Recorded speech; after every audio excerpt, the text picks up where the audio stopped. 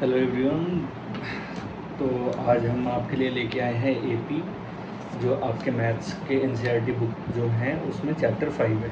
ठीक है, तो आज हम आपको कराएंगे एपी से इंट्रोडक्शन कि एपी क्या होता है, एपी के क्वेश्चंस कैसे आते हैं, ये सारी चीज़ें आपको इसमें पढ़नी है।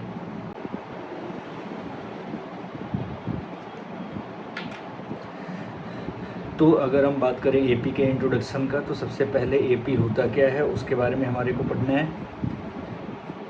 तो एपी क्या होता है? एपी एक सीक्वेंस होता है नंबर्स का जिसमें जो कॉमन डिफरेंस होता है वो इक्वल होता है। लाइक कि अगर हमने एग्जांपल लिया है, जैसे मैंने लिखा है यहाँ पे इवन नंबर ओनली, मैंने क्या लिखा? Even numbers. तो इवन नंबर्स हम कैसे लिखते हैं? 2, 4, 6, 8 एंड सो ऑन, ऐसे ही चलता रहता है। अगर हम देखें तो 2 से 4 के बीच में हमने क्या किया? +2 किया है। फिर आगे 4 to 6 के बीच में क्या है किया है? +2 किया है, देन +2 किया है। तो अगर कोई सीक्वेंस या कोई नंबर की ऐसी सीरीज जिसमें उनके कॉमन डिफरेंस इक्वल होते हैं तो उसे हम क्या कहते हैं? उसे हम कहते हैं एपी। यानी ये जो सीक्वेंस है, इस सीक्वेंस को हम क्या कह सकते हैं? एपी कह सकते हैं। ठीक है, जो सीक्वेंस होता है, सीक्वेंस के या एपी में जितने भी एलिमेंट होते हैं उनको हम क्या कहते हैं? उनको हम कहते हैं टर्म।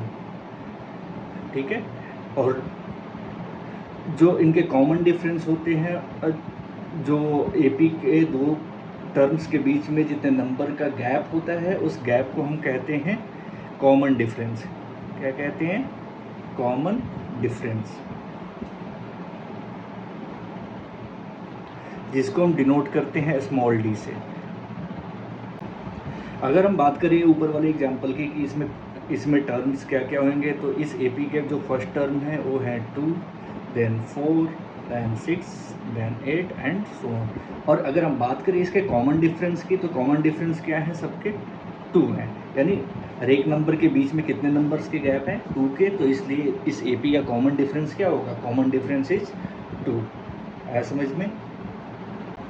देन अगर हम बात करें कि एपी का जनरल फॉर्म कैसा होता है, मैं यहाँ पे लिख दे रहा हूँ, general form of an AP. AP का कोई एपी है उसका जनरल फॉर्म क्या होता है? तो जैसे कि मैंने आपको बताया कि एपी के हर एक टर्म को हम क्या कहते हैं? हर एक एलिमेंट को क्या कहते हैं? हम एक टर्म कहते हैं।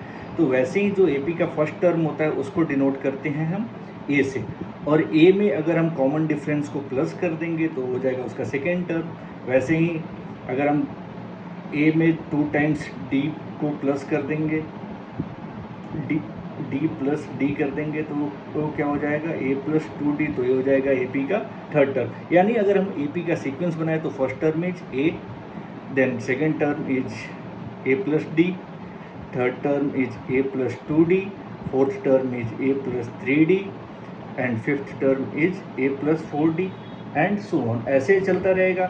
एंड अगर हम बात करें कि अगर ए एन यानी एपी का कोई टर्म है तो उसको हम कैसे लिख सकते हैं? तो उसको हम ऐसे शो करते हैं a plus n minus 1 into d.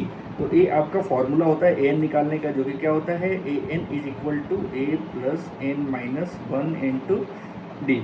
जो आप पहले एपी के 2 एक्सरसाइज करोगे न्यू सिलेबस के अकॉर्डिंग, तो उसमें यही फॉर्मूले को हमारे को यूज करना है। समझ में?